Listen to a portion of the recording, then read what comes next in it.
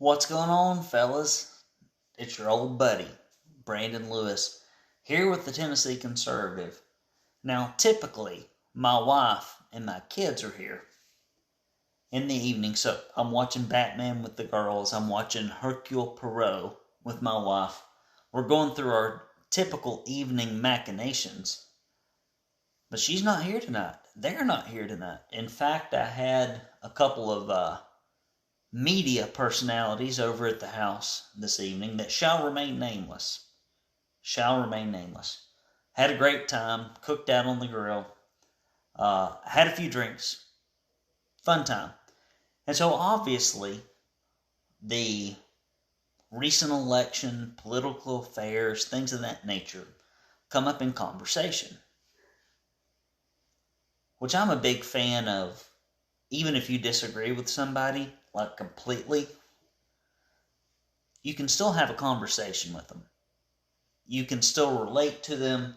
You can still spend time with them. In fact, you can still be friends with people. This is a rare modern day occurrence, and you really don't hear it talked about very much. I think it's something that's going to go the way of the dodo, but I'm still committed to it. So we started talking about various things in Tennessee politics, national politics, etc. And there's a couple of points I want to make here. I often get labeled in the media as like a far right, right-wing extremist, whatever you want to call it.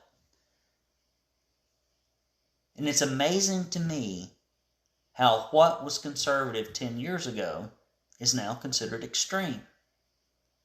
We need a secure southern border. That's extreme. We don't need to spend more money than we bring in. Extreme. Radically extreme. I happen to think there are only two sexes. Radically extreme. Though true. What else? You probably ought to make your own way in the world and not depend on other people for charity or handouts, especially when the government's holding the gun to make it possible. Extreme. We might expect a little more out of our failing government education system rather than just dumping a bunch of more money in it. Extreme. And if we get some educational opportunities that come our way through choice of any kind, how about that legislation not potentially ruin private schools, home schools, and the only few available resources for people that care about their kids outside of government education to secure an education for the kids? Extreme. I don't know. You tell me. Are you with me? Do you think that these are basically commonplace, common sense ideas that have done pretty well since the beginning of time? So, what did we learn from this recent election? Well, we learned a few things. The first thing we learned is that conservatives are an endangered species.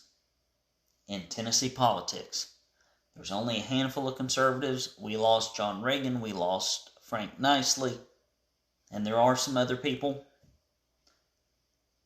And we lost a couple of them at the hands of groups like Americans for Prosperity, this Tennessee Faith Family Coalition. I don't know, it's a long name. If you really want to be memorable, a couple of words, not four, right? It gets confusing. American Federation for Children. Lots of school choice advocacy groups. Would I like to get some of my money back from paying taxes for 20 some odd years as a business owner and property owner? 50% of it goes to a public school I can't even in good conscience send my kids to. I'd love to have some money back. But not if they're going to tell me what to do. Why would you send somebody closed circuit transmission to Bill Lee? Why would you send the state government which has failed epically. And every school it has 100% control of into private Christian or homeschools, as if their supervision would improve things. Now, when a store manager runs a store into the ground, and then they run 100 stores into the ground, and then they run 1,000 stores into the ground, you don't make them the CEO of the chain. It's basic business. And so that got defeated, and Frank Nicely, John Reagan, others were awful, right? All these people they went after, spent money on, some survived, some didn't. We don't have enough conservatives in Tennessee to be going after them over single issues. We don't. Especially ones that are poorly conceived, poorly presented. We didn't even have a bill that people could look at until the freaking very end. And then they want to cram it into an omnibus bill and hook all kinds of things to it. Well, how could that even have passed to begin with? You are a bunch of dummies. Dummies, political dummies. If you want to take something to the people, you know what would be a good time to start lobbying for it? Today. A 2-page bill probably would get the job done. Here's my personal opinion on school choice. Easiest, quickest way to get it done. Give a no strings attached tax rebate to parents of school-aged children who do not want to send their kids to government schools. So if you pay $5,000 in property tax, you get $2,500 back. It's about 50%. Now your county may vary. That's a good idea. People would like that. It wouldn't amount to much money. It would not amount to a bunch of money. And we're already paying $12,000 per kid to send them to school, and many times we spend $144,000 and graduate a functionally illiterate kid. I mean, how do you do that? Government. Only the government could possibly accomplish that monumental feat. Lessons from this recent election, specifically here in our county. We had a very high-ranking woman who was in office for a long time outspent another lady 20-1. The entire establishment in this county told voters that this lady was the best person to vote for, essentially endorsing her voting record. Yet when the voting record was put in front of the electorate, they said, no, bad record. Bad, terrible, awful record.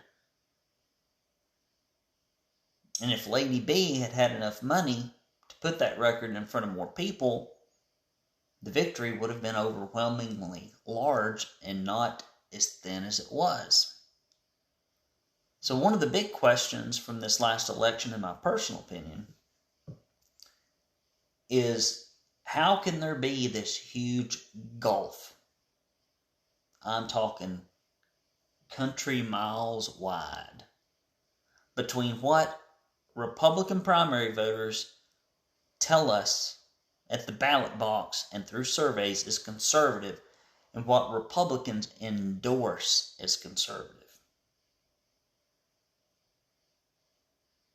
What could be the explanation? Money, power, influence, what have you. But I'm tired of the charade. If you want to advocate for moderate, milquetoast, corporatist government, just say it. That's all I'm saying. If you want to be conservative, be conservative. I got the girls coming in here.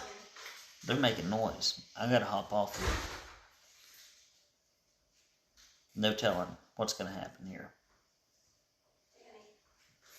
Alright, they're all creeping in here. Good to talk to you, Brandon Lewis here with the Tennessee Conservative News. Just sharing some of my thoughts in a fireside chat. If we had a fire, it's too hot for a fire right now. I'll talk to you next time. Love you, mean it. Be good, guys. Bye bye.